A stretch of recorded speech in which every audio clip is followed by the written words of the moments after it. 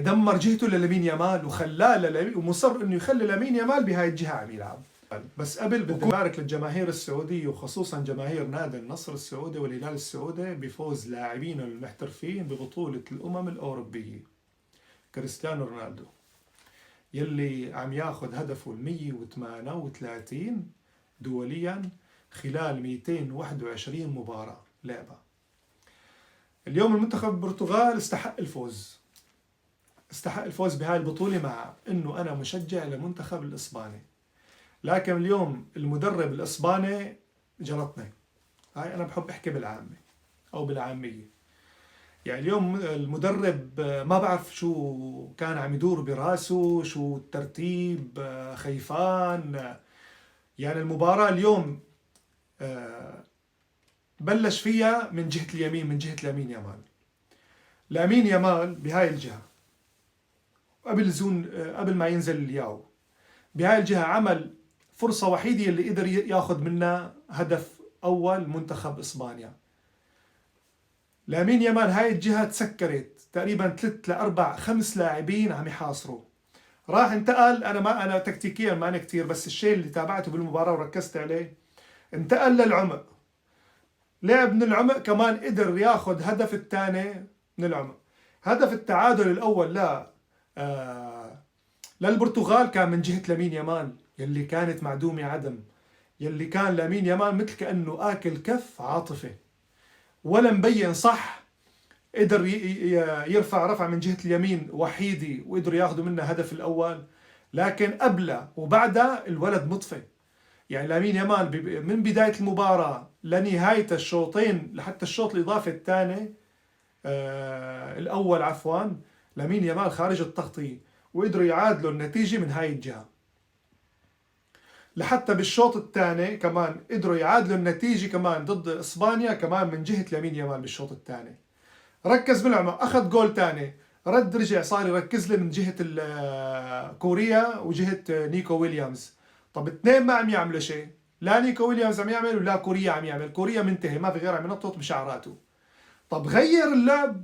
طب يا اخي غير لامين يامال منتهي، اقسم بالله بارض الملعب منتهي لامين يامال. انا ما يعني لا عم يرجع عم يعمل ادوار دفاعيه، ولا انه عم يعرف يفوت ويراوغ مينديز. هذا اللي فظع مينديز فظع فيه لامين يامال. طب المدرب الاسباني شو عم تعمل؟ مخليه بارض الملعب؟ لعبته شوط، اعطيته فرصه يا اخي، لاعب مستواه عالي وفنياته عالي ولاعب عم يقدم اداء رائع، بس بهاي المباراه خالص يا اخي. لعبوا نص شوط اوكي خير ان شاء الله، الشوط الثاني بدلوا مينديز عم يفظع فيه من هاي الجهه. اخذوا جولين بالشوط الاول، بالشوط الثاني من جهته لليمين يامال. منتهي الولد على الاخير، عم تخليه للشوط الثاني وعم تخليه للشوط الاول الاضافه. ما عم يمشي بارض الملعب. هلا بحط لكم فيديوهات بتشوفوها انتم انه عم يمشي لامين يامال بارض الملعب.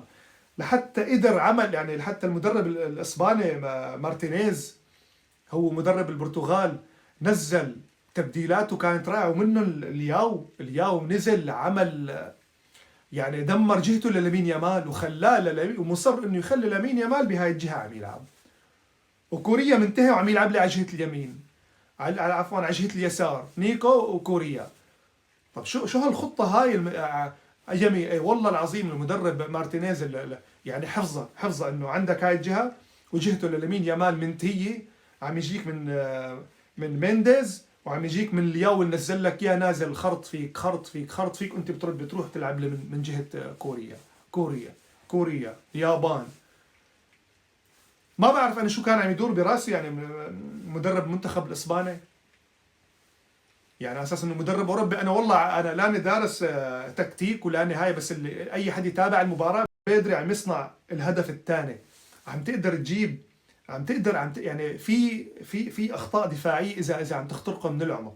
ليش عم تروح الجهه على اليسار، على جهه اليسار من جهه كوريا ونيكو ويليامز؟ ما عم يعمل شيء، خليك لعاب على العمق. انا ما عم بفهم. رحت على هاي الجهه وجهتك اليسار اليمين مقتوله من لامين يامال اللي خارج نطاق التغطيه كان. فالمدرب الاسباني هو اللي روح المباراه، وعطاهم الافضليه لمنتخب البرتغال، خصوصا بعد ما نزل الياو. يعني شفت الياو عم ينزل مع مينديز، فاتح شوارع بجهتك اليمين، عم تترك لامين يامال بعرض الملعب لاخر ثانيه بالمباراه. ما بعرف الصراحه. انا اليوم مدرب المنتخب الاسباني هو ضيع المباراه، وصراحه المنتخب البرتغالي استحق الفوز، وانبسطت له وفرحت له لكريستيانو رونالدو بهذا الفوز. وتضايقت على لامين جمال لانه بهيك مباراه كنت لازم تعمل فارق كبير وتفرجينا ابداعاتك وفنياتك اللي انت عم تطالب انك تاخذ البلندور. بهاي المباراه انا بظن انه البلندور طار من لامين يامال، طار باي باي على هذا الاداء اللي قدمه. ممكن لو كان مقدم اداء مميز وعامل تمريرات حاسمه ومسجل اهداف، انا كنت بضمن 100% انه ياخذ البلندور وياخذ احسن لاعب بالعالم. بس بعد هاي المباراه السيئه جدا، وما بعرف شو صاير له يعني بهاي المباراه، شو صاير بذهنه. يعني نزل فائد التركيز، غير جاهز، وعم يمشي بأرضية الملعب لا واجبات هجومية ولا واجبات دفاعية. اللهم بس الطابة اللي رفعها وإجا منا الجول الأول. فما بعرف شو الفكرة اللي صايرة مع لامين جمال، لكن بالنهاية استحق الفوز منتخب البرتغال. وهذا التحليل تحليل الشيء اللي شفته أنا. ما حد يقول إنه أنا عم حلل أو دارس رياضة أو دارس تكتيك. شيء شفته بأرض الملعب حكيت وحبيت أحكيه، مثل ما كل مرة بحكي حابب أحكي كأني واحد من الجمهور معاكم أنتم. فإذا عجبكم هذا الفيديو لا تنسونا من الاشتراك، تفعيل الجرس، لايك وتعليق. أعطونا رأيكم، كلامي صح أم خطأ. السلام عليكم ورحمة الله وبركاته.